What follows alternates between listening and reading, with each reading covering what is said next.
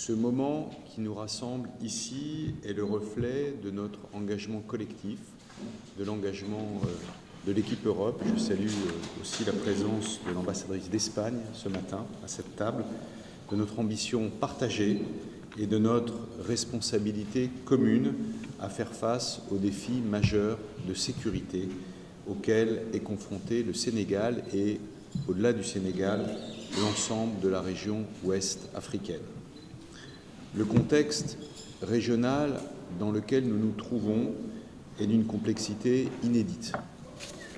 Le trafic illicite de migrants, la traite des êtres humains, la criminalité organisée et les multiples formes de trafic, y compris de stupéfiants, continuent d'évoluer, de muter, de s'adapter. Ces dynamiques criminelles menacent non seulement la stabilité des États, mais elles sapent également la confiance des citoyens, fragilisent le tissu social et compromettent les efforts de développement. Face à ces enjeux, l'Union européenne reste fidèle à une conviction fondamentale. La sécurité, c'est d'abord un bien commun.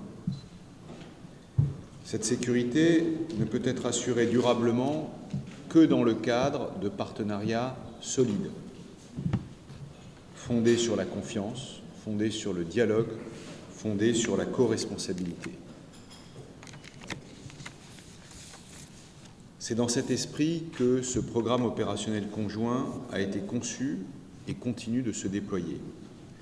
À travers lui, nous affirmons ensemble que les réponses sécuritaires ne sont efficaces que si elles sont portées par les États, ancrées dans les territoires et soutenues par les populations. Depuis notre dernier comité de pilotage, des résultats importants ont été obtenus. Je pense notamment à l'installation progressive d'équipements stratégiques dans des zones sensibles, y compris des drones, des moyens de déplacement en mer et des outils de surveillance. Je pense aussi à l'organisation de sessions de formation spécialisées pour les forces de sécurité dans une logique de montée en compétences durables. Je pense aussi à l'activation d'un mécanisme de coordination multi-acteurs qui permet un meilleur partage de l'information et une plus grande efficacité des interventions. Et enfin, aux différentes interpellations de candidats possibles à la migration irrégulière par la police et par la gendarmerie. Ce travail d'enquête entre les forces de défense et de sécurité est l'une des pierres angulaires de notre stratégie commune et l'Union européenne est fière de l'accompagner. Les défis qui sont devant nous sont considérables. Malgré les efforts déployés, les pressions migratoires, les flux clandestins et les réseaux criminels continuent de s'adapter. L'actualité nous rappelle que ces menaces ne sont ni statiques ni localisées. Elles sont en constante mutation, transfrontalières par nature et souvent alimentées par des facteurs socio-économiques plus larges, la pauvreté, les inégalités, le changement climatique, l'instabilité politique. C'est pourquoi notre réponse ne peut se limiter à l'équipement et à la formation. Elle doit être stratégique, elle doit être coordonnée, elle doit s'inscrire dans la durée. C'est toute la logique de ce programme opérationnel conjoint et c'est le sens même de ce comité de pilotage, Monsieur le Ministre, prendre du recul, évaluer collectivement les avancées, identifier les obstacles et ajuster ensemble notre trajectoire.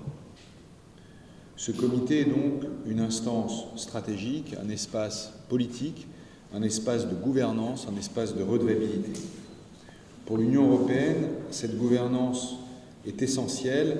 Elle garantit que les projets soutenus répondent aux besoins exprimés par les bénéficiaires, qu'ils s'insèrent dans les politiques nationales et qu'ils contribuent à renforcer les capacités institutionnelles à long terme. Nous saluons donc la mobilisation des autorités sénégalaises dans la conduite de ce comité, ainsi que l'engagement actif des agences de nos États membres. Je pense notamment à Civipol et à la FIAPR, ainsi qu'à tous les acteurs impliqués sur le terrain. Monsieur le ministre, Mesdames et Messieurs, l'Union européenne est et restera un partenaire engagé du Sénégal. Notre partenariat ne se limite pas à l'aspect sécuritaire, il englobe aussi des dimensions clés telles que la gouvernance, l'état de droit, la justice, le développement économique, la résilience communautaire, l'inclusion sociale. Et ce programme opérationnel conjoint s'inscrit bien dans cette vision globale. Il traduit notre volonté d'agir ensemble dans le respect des priorités nationales avec une exigence de résultats, d'impact et de durabilité. Dans les mois à venir, nous serons attentifs à plusieurs aspects. Le premier, c'est le renforcement de la coordination entre les programmes financés par l'Union européenne afin de maximiser l'impact et les synergies. Le second, c'est l'amélioration du suivi-évaluation avec des indicateurs clairs, des remontées d'informations régulières et une redevabilité qui soit partagée. Le troisième, c'est l'accélération de la mise en œuvre pour pouvoir tenir les délais et répondre aux défis que je mentionnais dans mon propos. En effet, l'Union européenne n'accordera plus de prolongation de la durée de mise en œuvre, sauf à titre vraiment exceptionnel. Avant de clore mon propos, je voudrais renouveler ici, au nom de l'Union européenne, notre entière disponibilité à poursuivre ce partenariat stratégique avec le Sénégal. La sécurité, la stabilité et la paix ne sont pas des luxes, elles sont des fondations indispensables à tout développement durable. Le chemin parcouru jusqu'ici est encourageant. C'est ensemble, avec rigueur, engagement et ambition, que nous pourrons transformer les défis d'aujourd'hui en opportunités demain. Je vous remercie pour votre aimable attention et souhaite plein succès à vos travaux. Mesdames et Messieurs les membres du corps diplomatique, Mesdames et Messieurs les représentants de l'Union européenne, Mesdames et Messieurs les représentants de Civipol et de la FIAP, Mesdames et Messieurs les représentants des forces de défense et de sécurité, honorables invités, distingués partenaires, Mesdames et Messieurs, c'est avec un grand plaisir et un intérêt tout particulier que je vous retrouve encore une fois ici, mais cette fois-ci à l'occasion de la deuxième tenue du deuxième comité de pilotage du programme opérationnel conjoint, fruit de la coopération exemplaire entre la République du Sénégal et l'Union européenne. Ce projet s'inscrit dans une dynamique de partenariat stratégique et durable en réponse à des défis sécuritaires majeurs que nous partageons. Je vais en citer quelques-uns. La lutte contre la criminalité transnationale organisée, le démantèlement des réseaux de trafic illicite de migrants et de traite des êtres humains, le contrôle et la sécurisation effectifs de nos frontières, aujourd'hui plus que jamais érigées en priorité nationale à la lumière de l'évolution préoccupante du contexte sécuritaire régional. Les attaques coordonnées du 1er juillet, en particulier celles survenues à Diboli, localité frontalière de notre pays, illustrent de manière flagrante la proximité et la gravité de la menace de groupes armés terroristes dans notre environnement immédiat. Face à des risques en constante mutation, la réponse attendue ne peut être que globale, coordonnée et proactive, fondée sur une coopération opérationnelle renforcée et une solidarité agissante. Le POC 2 s'inscrit dans la continuité logique des engagements que nous avions pris depuis 2017 à travers les initiatives SENSEC-UE et le POC 1.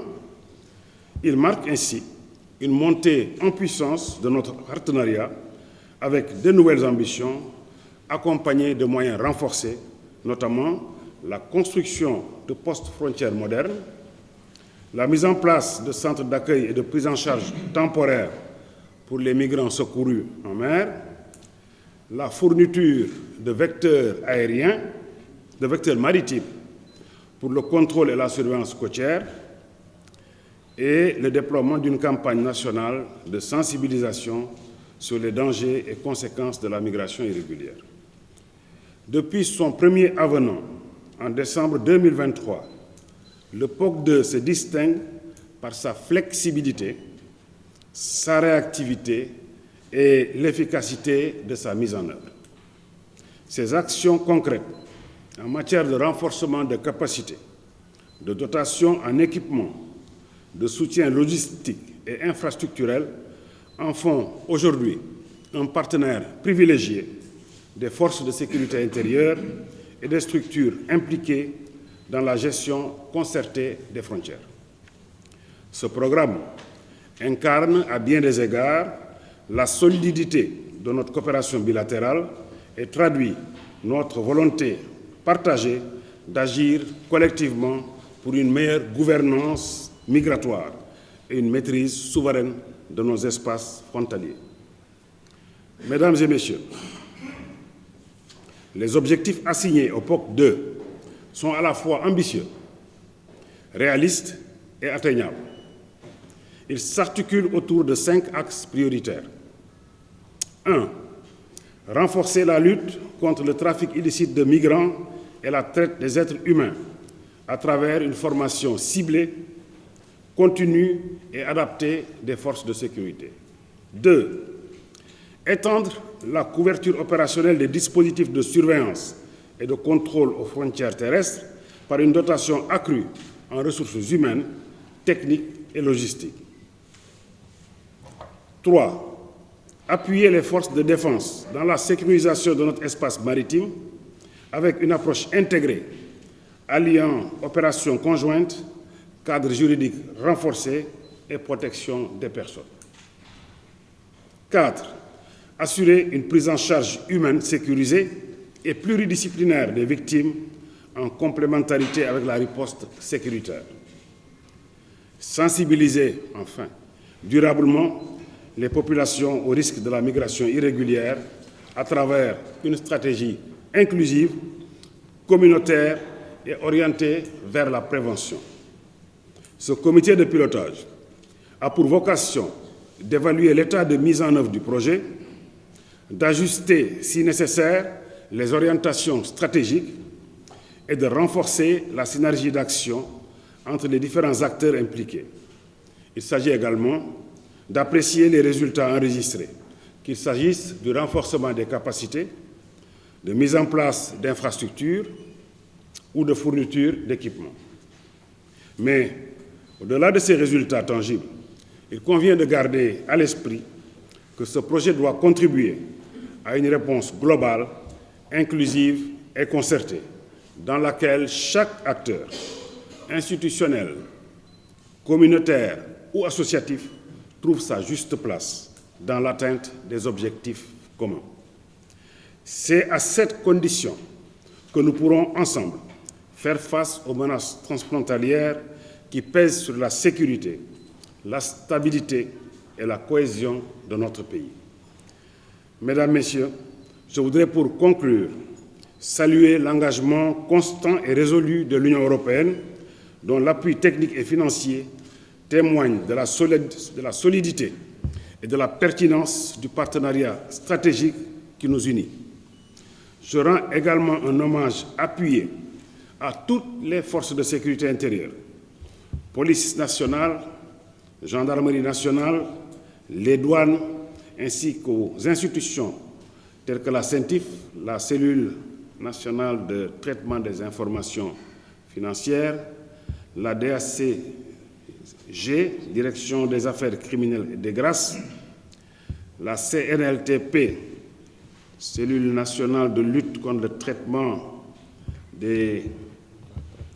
contre la traite des personnes, le CILMI, le comité interministériel de lutte contre la migration irrégulière, ainsi qu'aux acteurs de la société civile pour leur professionnalisme, leur engagement et leur résilience. La lutte contre la criminalité transfrontalière n'a ni frontières géographiques, ni limites temporelles, Elle exige de nous anticipation, rigueur, solidarité, mais surtout action concertée. Au nom du gouvernement du Sénégal, je réaffirme notre engagement indéfectible à poursuivre avec détermination et constance cette dynamique de sécurité, de paix et de protection des populations. Dans tous nos discours, le mot partenariat revient. Les mots comme coopération, collaboration, coproduction, co-responsabilité sont toujours mis en exergue. Je vous remercie de votre aimable attention.